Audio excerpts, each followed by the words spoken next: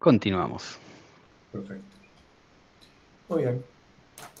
Bueno, este segundo módulo refiere a deformación diferida en arenas y gravas. Igual que el primero, estos contenidos son comunes a mecánica computacional, a geotecnia numérica y a comportamiento de suelo. Los que estén cursando comportamiento de suelo como parte de la carrera de especialización, este módulo o lo vieron o lo van a ver.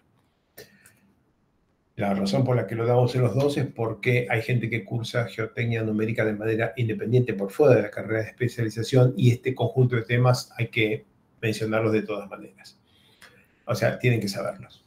Bien, deformación diferida en arenas y gravas, vamos a hablar de cómo el proceso de rotura de partículas progresivo en el tiempo ocasiona una deformación diferida.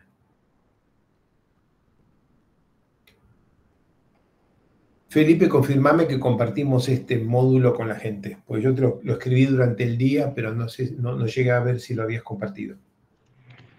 Sí, vos, o sea, lo que me mandaste es por Teams, lo subí al Drive, así que la gente, si accede al Drive, está ahí esta presentación. Perfecto, gracias, Felipe. Bueno, bien, entonces,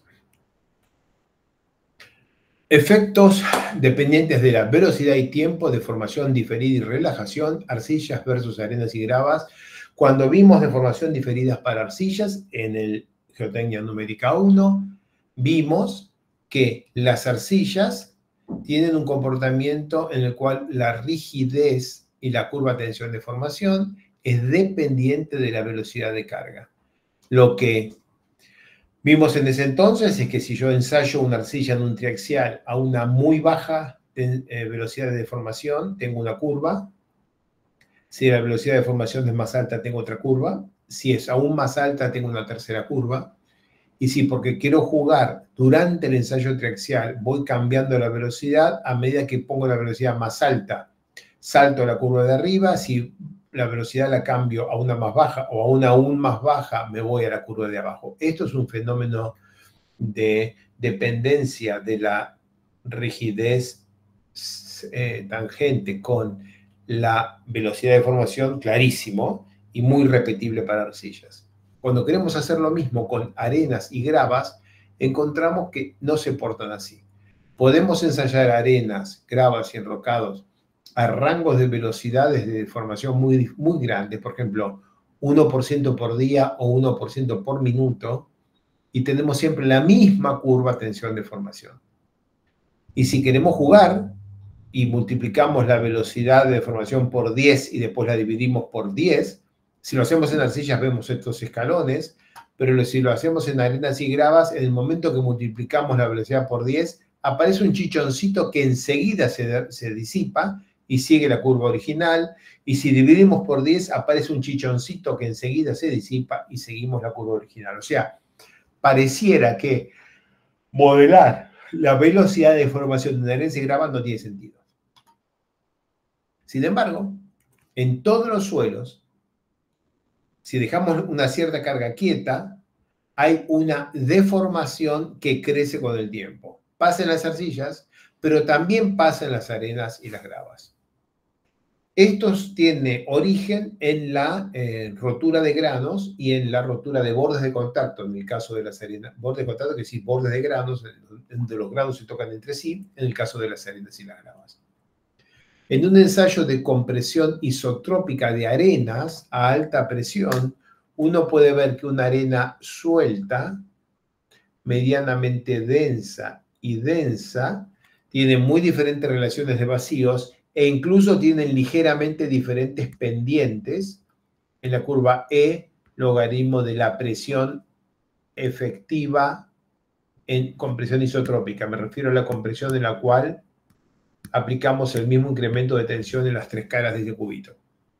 Sin embargo, cuando se alcanza un cierto valor que depende de la resistencia de los granos de esa particular arena o grava, se observa un cambio de comportamiento y independientemente de cuánto era la rigidez, o sea, relación entre cambio de volumen y presión que se ve en este gráfico como la pendiente esta, bueno, entre la rigidez y la presión, pareciera haber pequeños dependencias en el rango de bajas presiones, hasta digamos por acá,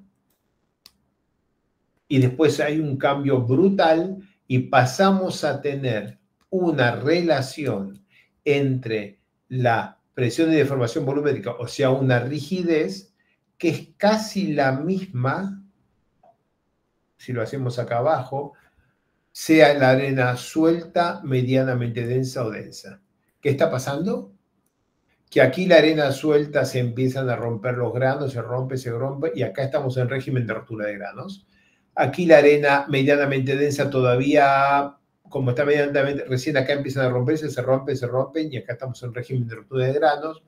Y acá tengo la arena muy densa, muy densa, muy densa, muy densa, pero llega un momento que también se rompe y entramos en el régimen de rotura de granos. Hay una curva de compresión límite muy bien descrita por Pestany y Whittle en un artículo de 1991, una cosa por el estilo, que describe este fenómeno con precisión para los que quieran estudiar esto con más detalle.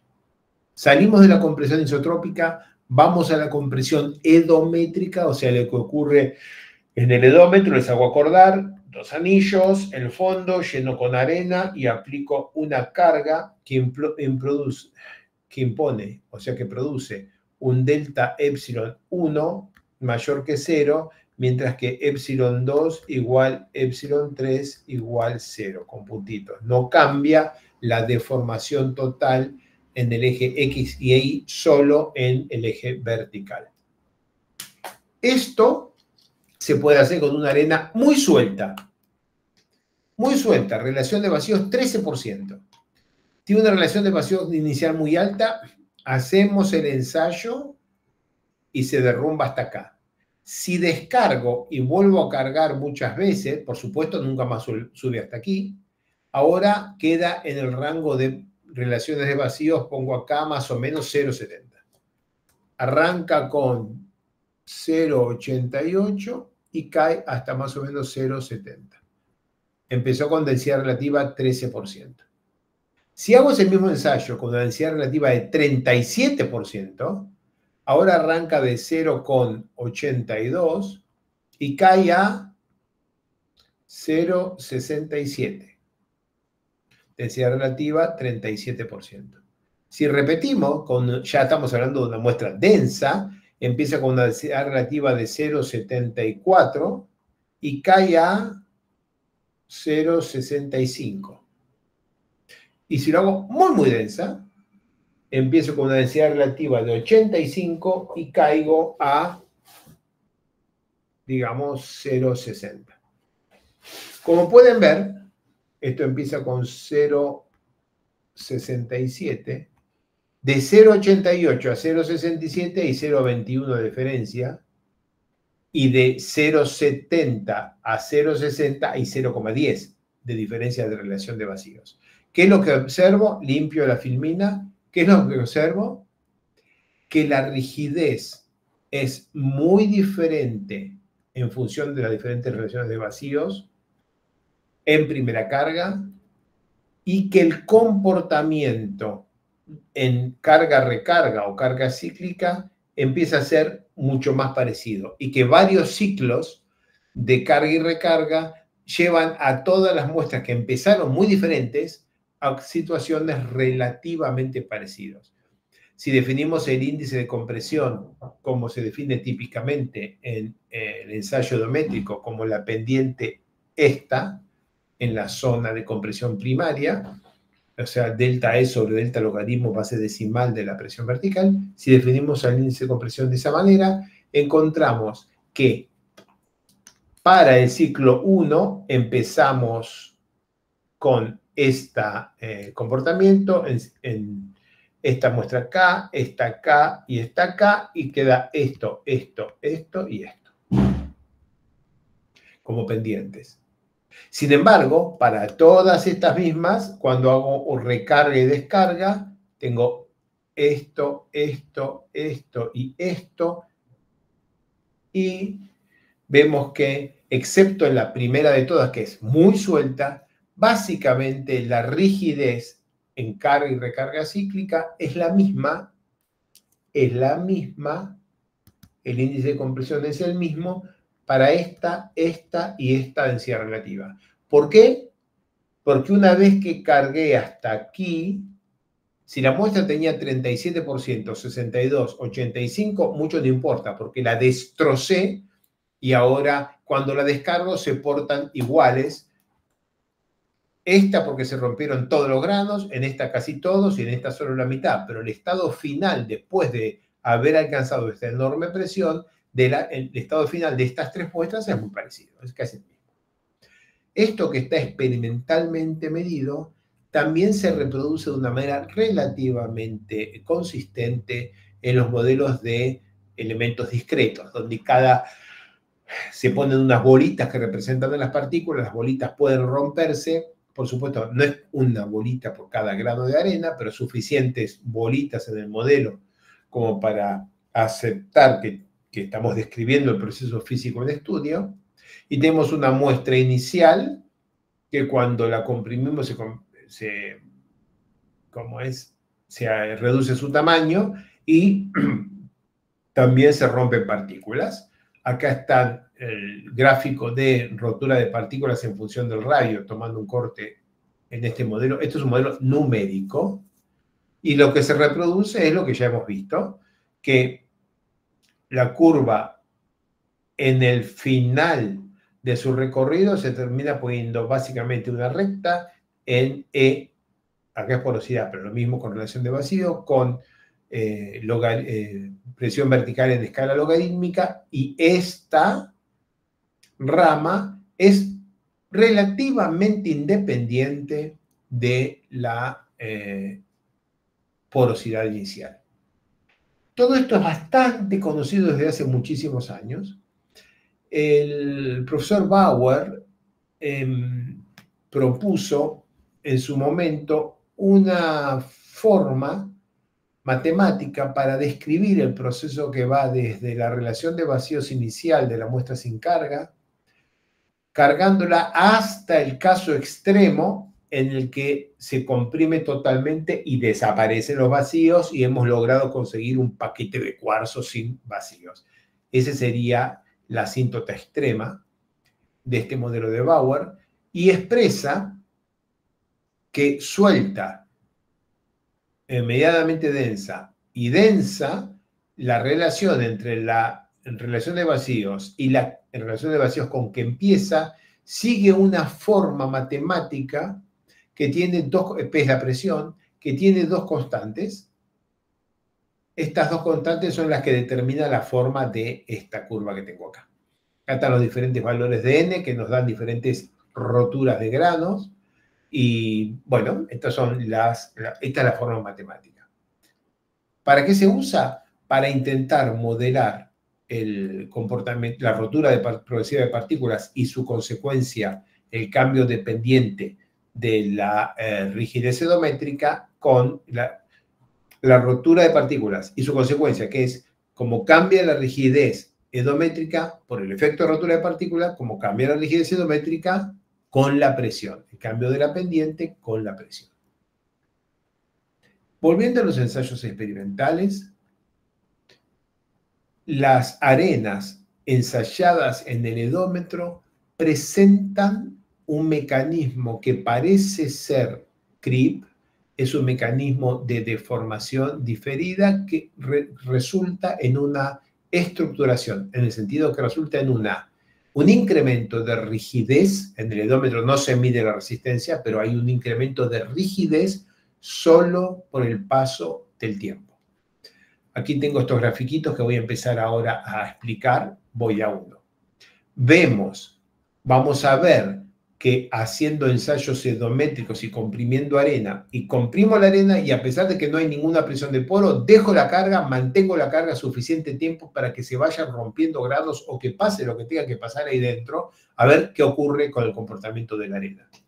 Y vemos que pasa el tiempo y efectivamente se produce en reducción de la altura de la muestra, sigue bajando la relación de vacíos un poquito, lentamente, y aumenta lo que pueda denominarse una presión de preconsolidación, a pesar de que la muestra está normalmente consolidada y con la carga quieta. Si después aumento la carga, veo que se porta como si estuviera preconsolidada. Aumenta la rigidez al corte y volumétrica. Es como si fuera cementación, pero sabemos que no hay ningún cementante porque hemos puesto arena en el edómetro, le hemos puesto una carga encima y nada más. En una arena suelta se observa el efecto de aumento de rigidez, pero no se observa el efecto de sobreconsolidación. Eso es lo que vemos acá. Voy a ver si podemos explicar este gráfico. Yo vengo con una arena suelta, ven aquí cómo vengo bajando. Aquí paro y en este ensayo 3 días, esperamos 3 días y se produce este salto y la relación de vacíos que empezó acá, termina acá. Esta caída de relación de vacíos ocurre en 3 días sin que cambie la carga. O sea, yo tengo de acá hasta acá, cae esta altura, miren el tamaño de ese palito colorado, porque la carga cambió de 160 a 200 kPa. Fíjense que la escala es logarítmica, es natural. Y después cae otro tanto, ahí hay otro palito más o menos de la misma altura, con la carga constante. Ahí no cambia la carga. Entonces la curva que se describe es esto, porque voy aumentando la carga. Aquí paro, dejo el fin de semana de la cosa y cae hasta acá. Vuelvo a retomar y observo la curva que se ve acá. Observo una rigidez y cuando retomo, una rigidez mucho menor, que con el tiempo retoma la curva original. ¿Y qué hay entre este punto y este punto? Un fin de semana largo, con lunes feriado, 3 días en los que no cambié la carga y la muestra se asentó. La razón que postulo para que entendamos por la cual se ve este comportamiento es porque en la arena suelta, durante este proceso, los granitos un poquito se van corriendo uno respecto del otro, o sea que estos mismos 2 granitos con el tiempo pasan a estar acá y después quizás estén así. Esto capaz que es el viernes, el sábado y el domingo. Y como hay un desplazamiento relativo entre los granos considerable, no llegan a formarse soldaduras, puentes de fusión entre los granos, pues no se quedan quietos. Sigo y voy ahora a la arena densa. En una arena densa, los contactos en estos 3 días prácticamente no se mueven. Quiero llamarles la atención, sé que los gráficos están chiquititos, que esto es un 0,69 y esto es un 0,67. Entre los dos cae 0,02 la relación de vacíos. Y esto es un 0,669 y esto es un 0,663. Entre los dos cae 0,006 la relación de vacíos. O sea, en la arena densa, el recorrido que estoy haciendo tiene muchísimo menos cambio de volumen o de relación de vacíos. Si estamos viendo 2 granitos, viernes, sábado y domingo, prácticamente en buena parte de la muestra los granos no se mueven y están ahí con una alta presión constante durante los 3 días que dejamos la carga colocada. ¿Qué observo entonces? Si la arena suelta cae y con el tiempo retoma. Si la arena es densa, cae muchísimo menos en tamaño absoluto, pero lo importante es que cae, que la forma es la misma. Y lo lindo es que cuando retoma, se pasa. Ahora voy a hacer una filmina más grande de esto. Se pasa y se cae y sigue. Necesito. Suelta. En otra escala. Densa.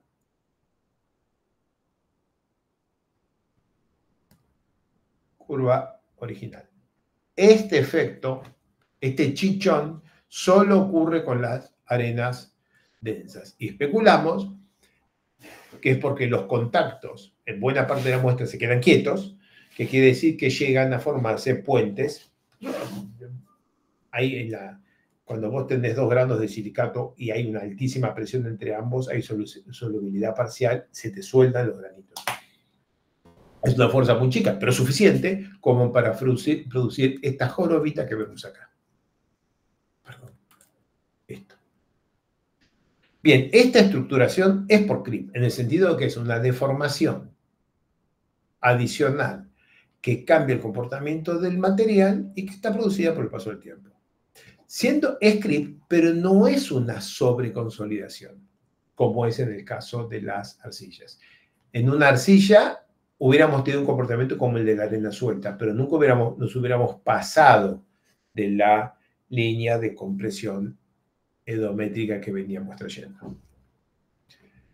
Bien, acá está aumentado el efecto. Vengo aquí, la compresión secundaria está aquí, es casi nula, chiquitita, pero alcanza para generar este tremendo chichón que observamos aquí y que solo desaparece acá más adelante. Nota que no estamos hablando la altura de milímetros, ¿no? Como no nos acordamos la altura de la muestra, no importa, pero infórmense que estamos hablando de cambios de tensión vertical muy chicos. Este es un trabajo de investigación.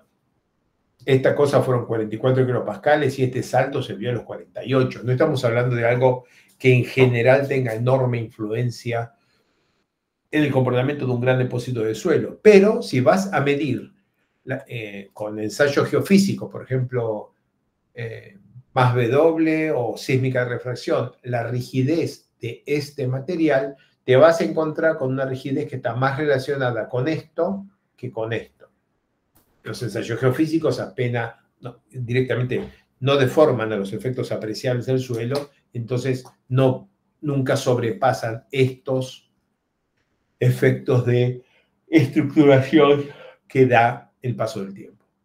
Bien, en arenas densas entonces hay una muy pequeña reducción de la relación de vacíos, hay un marcado aumento, 10% de la presión efectiva aparente de preconsolidación, pero en cuanto se alcanza y empieza a moverse, o sea, se empiezan a romper los puentecitos que se formaron entre granos, en los bordes de grano, la cosa se desarma y destruye la estructuración y enseguida retoma la curva original.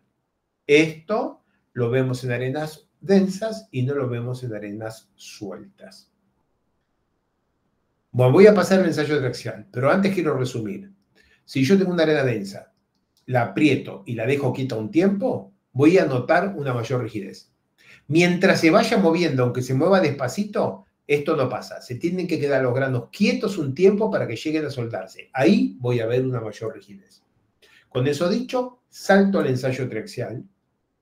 Y acá, unos trabajos formidables de Leigh 2009 y 2010 muestran en una arena de coral, el hombre hizo ensayos triaxiales con velocidades que cambiaban órdenes y órdenes de magnitud. Creo que es 256 veces que cambia la velocidad del ensayo, cambiando 256 veces más lento o más rápido. Y la velocidad de deformación de la muestra triaxial, la curva de tensión de deformación es siempre la misma. Acá a la derecha, otra vez, la carga, la velocidad de deformación la cambia por 256 y juega simplemente. Reduce la velocidad de formación 256 veces, cae, pero instantáneamente vuelve y llega acá, la aumenta, la baja, la aumenta, no pasa nada. Básicamente sigue la misma curva de tensión de formación, excepto por chichoncitos que ocurren cuando cambia en el momento mismo que cambia la velocidad. Noten que si esto fuera una arcilla y hubiera bajado, habría seguido por acá, y en el momento de subir habría retomado por acá, y acá hubiera ido por ahí. Completamente diferente el comportamiento de una arcilla que el de una arena, por lo menos que estas arenas. Los cambios de velocidad de formación tampoco producen cambios muy significativos en la curva de formación volumétrica contra deformación axial. O sea, básicamente no tiene un gran impacto. Relación de vacíos con la presión, edométrico. vas aumentando la presión y vas aumentando la rigidez. Obviamente se van viendo, cada vez que parás y dejás la muestra quieta un tiempo, vas viendo deformación diferida y se aprecia que la cantidad de asentamiento para una misma cantidad de tiempo crece a medida que crece la presión. ¿Qué quiere decir? Que a medida que voy apretando más, hay más proporción de deformación viscoplástica, o sea, diferida, que de deformación elástica. Lo podemos escribir así.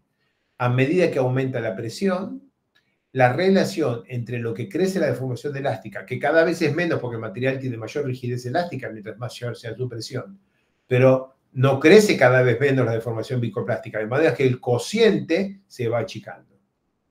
Y si ustedes miran este comportamiento acá abajo, esto viene bajando elastoplástico con esta pendiente.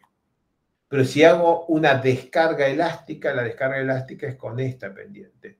Por favor, noten que esta escala es aritmética y esta escala es aritmética, con lo que acá estamos teniendo una medida directa de la rigidez. Acá no hay ningún logaritmo. Esta es rigidez en carga y con una pendiente mucho menor, la rigidez en descarga.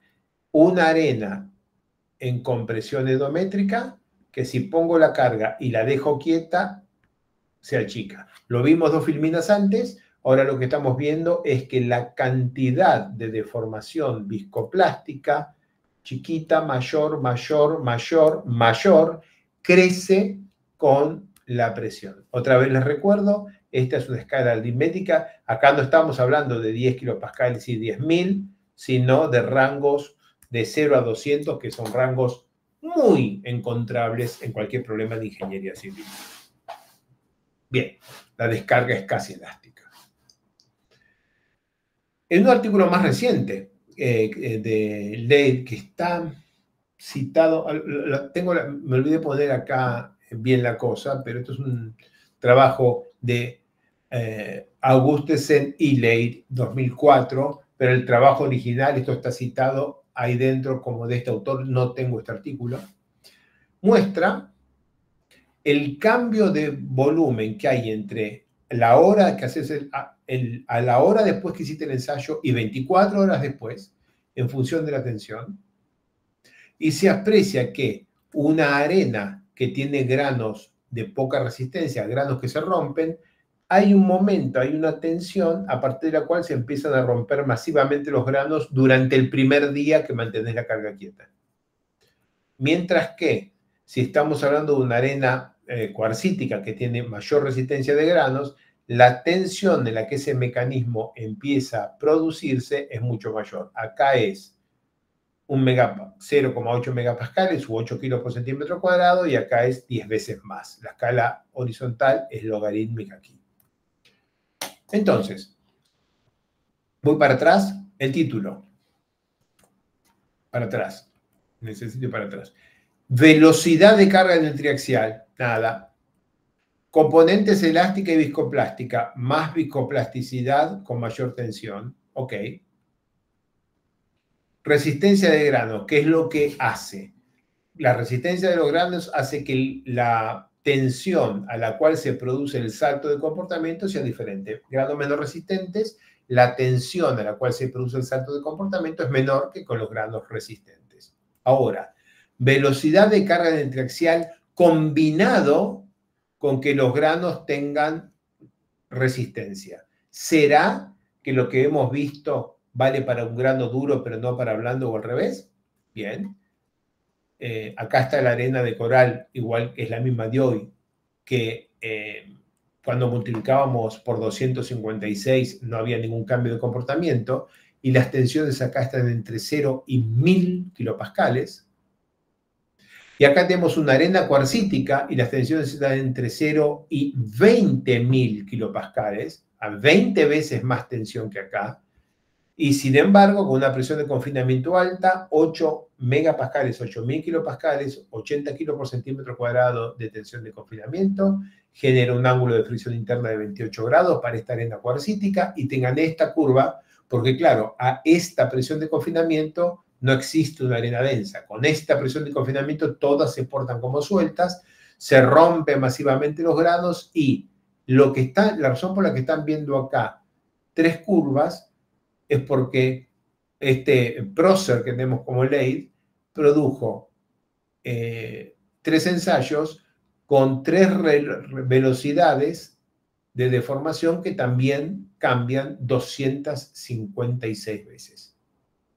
O sea, si el grano es friable, o sea, se rompe fácilmente, a baja presión vemos mucha rotura de granos. Pero no importa la velocidad de ensayo, si la ensayo muy despacito, muy rápido, vengo a la misma curva. Si el grano es muy duro, necesito poner altísima presión de confinamiento. Pero una vez que la pongo, el comportamiento es el mismo que en el grano blando. La velocidad con que hago el ensayo no afecta el resultado. Y ahora vamos a hacer algo totalmente distinto. Vamos a cargar la muestra hasta un cierto valor y ahí la dejamos quieta. Quieta, totalmente. A ver qué pasa. Bien. Es una deformación diferida. Y acá lo que se está haciendo es un ensayo triaxial en que se carga la muestra hasta aquí y se la espera. Se la vuelve a cargar hasta acá y se la espera. Se la vuelve a cargar hasta aquí y se la espera. Estamos hablando de 90 horas, o sea, 3 días, ¿no? 3, 4 días. Cada uno de estos ensayos, acá está esperando 90 horas. Noten que la longitud horizontal, acá es casi 0, acá es mayor, aquí crece y aquí crece. El creep, la deformación por creep, crece a medida que nos acercamos a la tensión de corte que produce la ruptura de la muestra. Esto es un ensayo triaxial. Y aquí están dibujados la deformación por creep en función del tiempo, o sea, a qué velocidad se produce este fenómeno, está graficado por esta curva y el de esta está graficado por esta curva.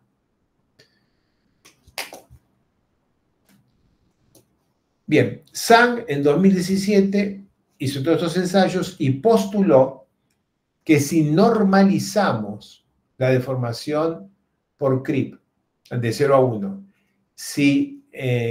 y lo hacemos en función del tiempo, todos los ensayos que vimos acá, acá, aquí, aquí y acá, todos quedan esencialmente puestos sobre un mismo, ploteando uno arriba del otro, dentro del margen de error típico de ingeniería. Está muy bien esto. Entonces, uno puede decir que la deformación por creep en cualquier instante, dividida por la deformación por creep al final, es una relación entre la tensión y la tensión del tiempo y el tiempo más una constante. Es un modelo hiperbólico simple, donde la A es la única constante que tenés que calibrar en estos ensayos. Lo puedes calibrar con un solo ensayo porque después vale para cualquier otro valor de deformación por creep final, de manera que necesitas 2 cosas. Uno, estimar cuánto es la deformación por creep final en función de la tensión deviatórica, este valor, la deformación por creep final, y 2, saber este parámetro para ver cómo es la evolución con el tiempo. Un modelito simple, que nos sirve para hacer algunas, con relativamente poca información, nos permite hacer algunas predicciones. Esto es deformación diferida a tensión constante. O sea, cargo, espero. Cargo, espero. Cargo, espero. Noten que cuando después de esperar cargo, igual o muy parecido a lo que me pasaba en el edómetro, aparece un rango elástico y una especie de sobreresistencia. Hoy yo les dibujé la curva original, arena suelta venía, caía y retomaba, arena densa venía, caía, se pasaba y retomaba. Acuérdense, todas normalizadas, porque la cantidad que se mueven las densa y suelta, las dos arenas, es muy diferente, pero dibujándolas en escala para que se ponga una arriba de la otra. Y acá es lo mismo. Voy cargando, paro, se mueve horizontal. Voy cargando, paro, se mueve vertical, porque en el otro gráfico con los ejes rotados. Cuando retomo, muy rígido y me paso hasta que se cae. Cuando retomo muy rígido y me paso hasta que se cae. Y vuelve, se cae y vuelve a retomar la curva original en el edómetro y en el triaxial. Se observa en ese momento de espera que hay una reducción de volumen y relación de vacíos. Esto es enteramente igual a lo que hemos observado en el edómetro. Y después vemos que las curvas vuelven a la curva base cuando se produce la desestructuración. También se ve que la velocidad de carga, o sea, si esto se hace mucho más rápido, mucho más lento, modifica un poquito cuánto es la caída de tensión y este tipo de cosas. Pero vamos a dejar eso por ahora para quedarnos con este concepto y volver a explicar que si hacemos un ensayo geofísico para medir la rigidez de esta arena que estuvo con muchos años con este nivel de tensiones, vamos a medir una rigidez que es así, que probablemente sea igual o aún mayor que la rigidez inicial que tenía la arena antes de empezar la deformación por corte.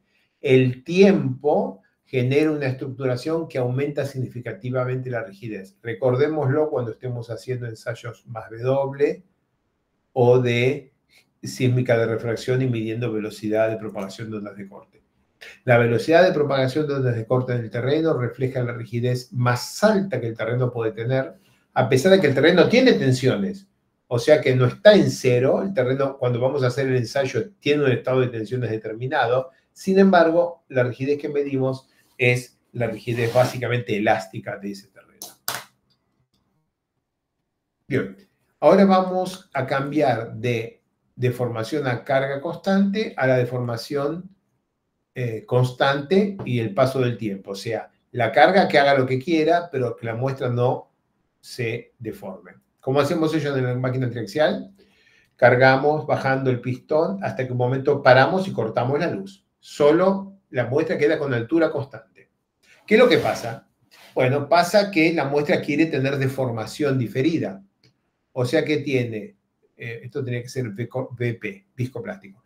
Esto quiere tener deformación con el paso del tiempo y ocurre en ellas, pero como la deformación total es constante, o sea, no hay E punto cambio de deformación con el tiempo, es igual a cero, toda la deformación viscoplástica, la muestra que se quiere achicar, tiene que compensarse con que la muestra sea grande por descarga elástica, rebote elástico asociado a la compresión viscoplástica. Y es por eso que se produce la caída muy rígida de tensión. ¿Por qué muy rígida? Y porque es vertical, porque yo lo que estoy midiendo fuera es esto. No estoy midiendo la parte elástica y la parte viscosa. En realidad lo que está pasando acá, si lo pongo así, es que tengo la componente elástica que va para atrás y la componente plástica que va para adelante. Esto es porque pasa el tiempo y como esto quiere ir para allá porque pasa el tiempo, tiene que bajar la tensión hasta que la parte elástica vaya para atrás para que la suma de esto y esto me dé otra vez sobre la vertical. Vemos entonces que si yo cargo una muestra hasta un cierto valor y después lo dejo quieto y clavado, se produce una caída significativa de la tensión. Y en esta es en la cual, a la velocidad con la que venía ensayando esto antes de clavarlo, afecta, pero solo ligeramente, cuánto es lo que se relaja, o sea, cuánto es la caída de tensión. Otros ensayos adicionales son los de carga y descarga. Acá tenemos descarga y carga constante por un día. O sea, cargamos, descargamos y habiendo descargado, mantenemos la carga baja constante por un día. Se observa que la deformación diferida es muchísimo menor que la que tendríamos si hubiéramos mantenido la carga. O sea, acá arriba se deforma con el tiempo mucho más que acá abajo. Y además que hay como un efecto de delay, un efecto de retardo, el efecto de deformación diferida tarda en aparecer. Acá tenemos, cuando no hacemos descarga, acá tenemos el paso del tiempo de 0 a 10.000 minutos, esta escala es logarítmica, y en vertical tengo entre 0 y 0,7%. Si no descargo, si hago el ensayo acá arriba, tengo aquí 0,7% que se produce en 10.000 minutos. Cuando descargo, tengo toda una cantidad de tiempo en el cual no se ve ningún cambio de volumen. En este caso, esta cosa acá mide 100 minutos.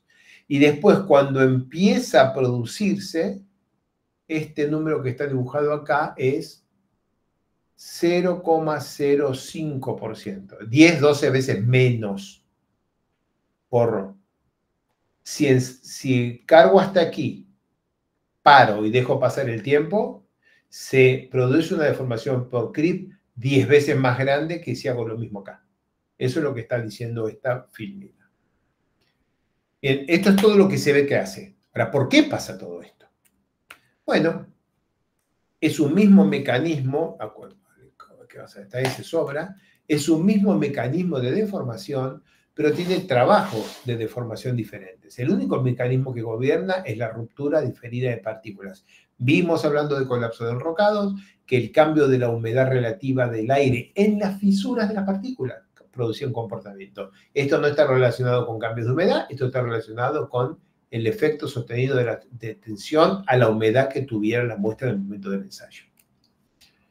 Bien, entonces, primero, carga monotónica. Mientras voy cargando y nunca paro, cargo y nunca paro, es la curva esta que está acá. Los contactos no tienen tiempo suficiente para estar quietos y desarrollar los mecanismos que dependen del tiempo, que terminan con soldadura de algunos contactos y rotura de otros granos. Si mantengo la carga constante, se va produciendo la deformación y se genera un trabajo de deformación que es igual a la carga, que está a esta altura y es horizontal porque es constante, por el incremento de deformación. O sea que el trabajo de deformación es el área azul que se ve acá. Y es un trabajo de deformación grande, se ve una deformación grande y se ven cambios de comportamiento grandes. Por el contrario, si lo que hago es clavar la deformación, el área que queda entre la descarga y la recarga es casi cero. Entonces, el trabajo de deformación, que es el área pintada, aquí entre la descarga y la recarga, es este verde, que como trabajo de deformación es muchísimo menos que este, hay menos energía disponible para que se propague el mecanismo de ruptura de partículas. Yendo a la escala un grano contra el otro, dibujando un grano y su hermanito, este es un grano, este es otro, y todos los demás granos, partículas, no los vamos a mirar, pero entre estas dos, la fuerza que los une puede estar así, justo normal, sin tensiones de corte, ese va a ser un comportamiento elástico. Puede caer dentro de este cono exterior que hay entre el comportamiento elástico y el de afuera, y ahí se aprecia un comportamiento viscoplástico. Cuando hay suficientes tensiones de corte, para llegar ahí hay un comportamiento viscoplástico. Y por supuesto, si se alcanza el borde exterior, ya tenemos Mort Coulomb y un grano se mueve respecto del otro y punto, ¿no? Pero lo interesante es que cuando vamos deformando, los granos se van desplazando, pero cuando quedamos quietos, la inclinación de la fuerza, que era esta, porque el grano se estaba desplazando, se reduce un poquitito a esta y queda entre el cono interior y el cono exterior, se van produciendo deformaciones diferidas. Eventualmente se achica un poquitito más, queda dentro del rango elástico y ese contacto no se mueve más. Cuando todos terminan de moverse, se acabó la deformación diferida, pero es un proceso muy lento. En esto, cuando hay creep inelástico, se va produciendo o rotura de partículas o, con el tiempo, deslizamiento de un grano con otro. Y pueden pasar dos cosas. Y están graficadas acá y acá. Lo que puede pasar es que la deformación de creep sea pequeña o grande. Y la puedo comparar contra lo que pasa cuando descargo. Entonces, si yo tengo un material y lo cargo hasta acá y espero, se va hasta acá. Si descargo y espero, se va hasta acá. Si descargo y espero, se va hasta acá. Si descargo y espero, entonces esta es la línea que corresponde a las descargas que tengo aquí en el paso del tiempo. 1, 1', 2, 2', 3, 3', acá a la derecha. El efecto del creep y el efecto de descarga.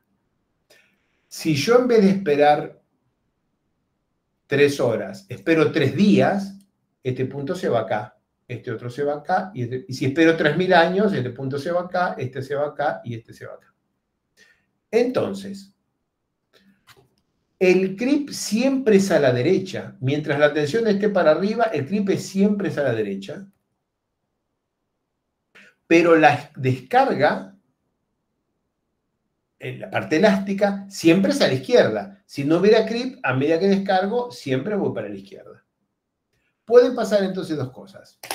Primero, yo descargo rápido, bajo muy rápido. ¿Qué quiere decir rápido? Poco tiempo para creep. Entonces, cargué hasta acá, descargué hasta aquí, y como voy a hacerlo más inclinado. Descargué elástico hasta aquí, y como lo hice rápido, el creep solamente fue hasta acá. Descargué elástico hasta aquí, y como lo hice rápido, el creep solamente fue hasta acá. Descargué hasta 0 y el creep fue hasta acá. ¿Qué es lo que veo como gráfico? Esto, porque esta no la llego a ver, porque solamente veo la suma de las dos. Veo eso. Pero sé secretamente que la parte elástica era esta.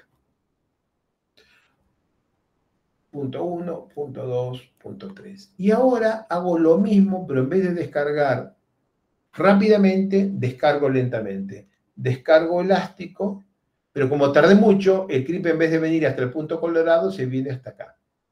Descargo elástico, pero como lo hice muy lentamente, el creep llegó a ver hasta acá. Y descargo más, pero como lo hice muy, muy lentamente, el creep llegó hasta acá. ¿Qué es lo que observo en el ensayo? Observo esto. Y miren lo que observo acá. Estoy descargando, pero es como si tuviera un módulo de Young negativo. No es un módulo de Young negativo. El módulo de Young es el que relaciona la tensión con deformación elástica y es siempre el mismo. Lo que está pasando son diferentes contribuciones del creep que va ocurriendo durante la descarga. Descarga rápida, se ve una descarga. Se ve más rígido de lo que sería si no hubiera creep, pero se ve una descarga. Descarga lenta, pareciera un módulo negativo. ¿Qué está pasando acá? Se está descargando, la parte elástica está yendo para allá, pero la parte de creep está yendo para la derecha, y como esto es muy lento, la parte de creep le gana la elástica, y la recta, la curva que voy dibujando, está a la derecha del punto más alto. Esta es la explicación para este, que es un comportamiento que se observa en el laboratorio y sin un poco de teoría atrás no hay cómo entenderlo. Por último, tengo el efecto del trabajo aplicado en la rotura de partículas. ¿Por qué diferentes ensayos generan muy diferentes roturas de partículas? Bueno, para baja presión, el trabajo aplicado, el producto de las tensiones aplicadas por el incremento de deformación viscoplástica, solo se disipa en deslizamiento de partículas. Son unos pocos graditos que se mueven uno respecto del otro. Mientras que a alta presión tengo una combinación de deslizamiento de partículas, pero con una fuerte presencia de rotura de partículas. Algo que se aprecia en el cambio de granulometría que vamos teniendo a medida que va pasando el tiempo. Entonces, si yo hago un ensayo a una cierta presión y lo dejo quieto,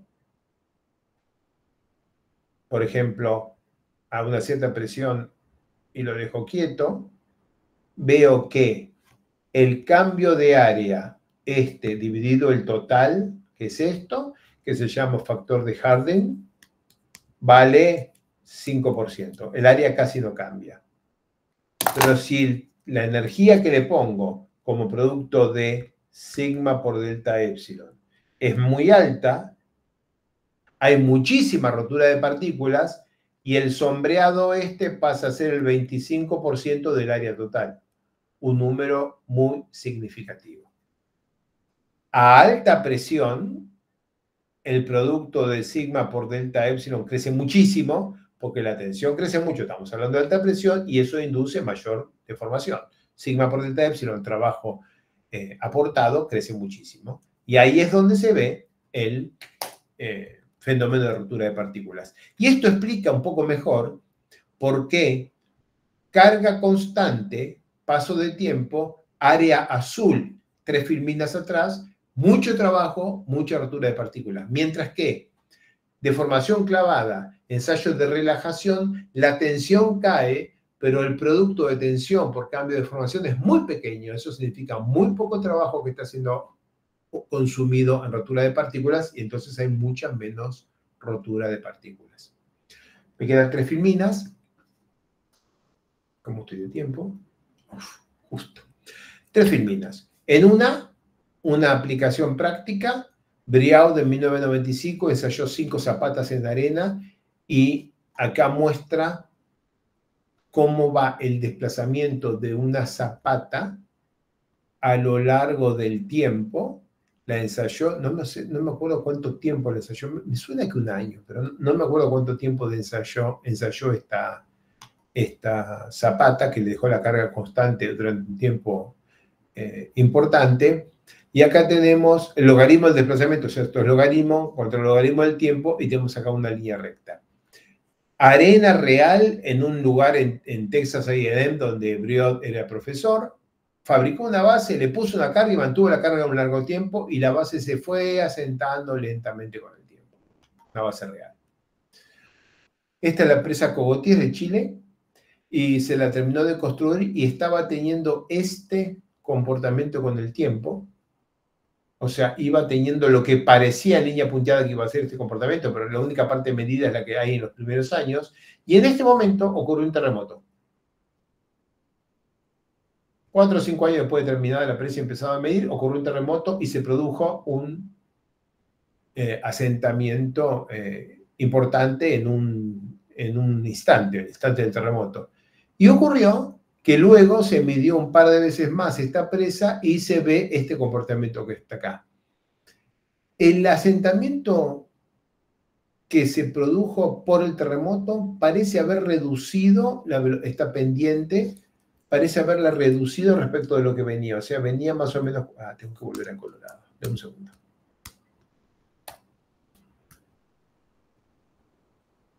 Esta pendiente ahora es esta. La velocidad de asentamiento parece haber sido reducida por el terremoto, lo que no es intuitivo ni esperable. Porque el asentamiento inducido por el terremoto es puramente plástico, no tiene componente viscoplástica. Y una vez que terminó, todos los grados se movieron, los contactos están en una nueva posición, tiene que reiniciar el proceso. Yo hubiera esperado que el proceso subiera así, con una pendiente similar a la que venía o un mayor, pero no es lo que ocurrió. Y también es interesante que esta presa tuvo 1, 2, 3 terremotos más en los cuales básicamente no se vieron deformaciones adicionales. Un lindo tema para estudiar con un poco más de detalle. Y acá mi última filmina es algo que parece ser un contraejemplo. Por lo menos así lo entiendo yo, no lo terminé de entender. Está hecho por Leigh en 1994, pero está reportado, por lo menos el paper que tengo yo, es este de Augustesen de 2004, que es Augustesen es el primer autor, Leigh es el tercer autor de este artículo. Y acá el ensayo que se observa es la curva de tensión de formación típica del ensayo triaxial, después le doy un tiempo de creep, y después de que le doy un tiempo de creep, cierro la válvula y sigo en un ensayo no drenado. Entonces acá le doy un tiempo de creep, que es 0, 2 minutos, 20 minutos, 200 minutos y 1700 minutos de creep, pero era creep drenado, o sea, cargo, dejo que se deforma, cierro la válvula, lo ensayo no drenado. ¿Por qué se produce este salto? Yo tengo una muestra suelta, La cargué hasta acá, está casi en rotura, está casi en el estado crítico, es cierto, se está deformando casi a volumen constante a esta altura, relativamente poca deformación, entiendo que es así. Ahora paro, le permito algo de creep, y cuando cierro las válvulas veo este pico. Sin embargo, veo que la presión de poros crece, o sea que es positiva. Es cierto, la presión de poros es más alta en 0 minutos que en 1600, o sea, a medida que pasa el tiempo, cada vez se genera menos presión de poros en la parte no drenada, lo que significa una mayor tensión efectiva. Estudiando este gráfico yo, tratando de entenderlo, veo que si comparo la curva de 0 minutos con la de 1690 minutos, la diferencia esta vertical es, vamos a redondear, 10 kilos por centímetro cuadrado. Si esta es una arena suelta, estamos hablando de un phi de más o menos 30 grados, NFi, 1 más NFi sobre 1 menos NFi, es 3, por 10 tendría que ser 30 kilos, siempre hablando de kilos por centímetro cuadrado, 30 kilos por centímetro cuadrado más de resistencia, porque es 10 kilos por centímetro cuadrado menos de presión de poro. Cuando comparo la de 0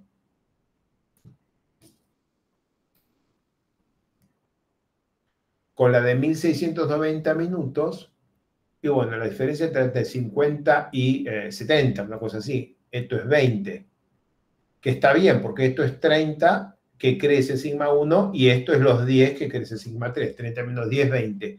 Parece ser que todo este salto, por lo menos parece ser para mí, con el análisis que estoy haciendo sobre este gráfico, no es lo que dice el paper, parece ser que este salto se debe enteramente a que el incremento de presión de poros en la etapa no drenada es menor a medida que aumenta el tiempo en el que permitimos el creep. ¿Por qué? Yo todavía no lo sé, tengo que seguir estudiando, es un tema que tengo por la mitad. Hasta acá llegó la lección que puedo dar sobre este artículo, que es un artículo bastante denso, lleno de datos, y tengo que, por supuesto, seguir trabajándolo. A él y a los que vinieron y lo citaron a este hombre. Esta es la última film mini, con esto termino este módulo. Por favor, consultas, preguntas, si es que hay alguno despierto. Acá son las 0 horas y 10 minutos, pero ustedes entienden que están a las 7 y 10 de la tarde. Lo que están en Argentina.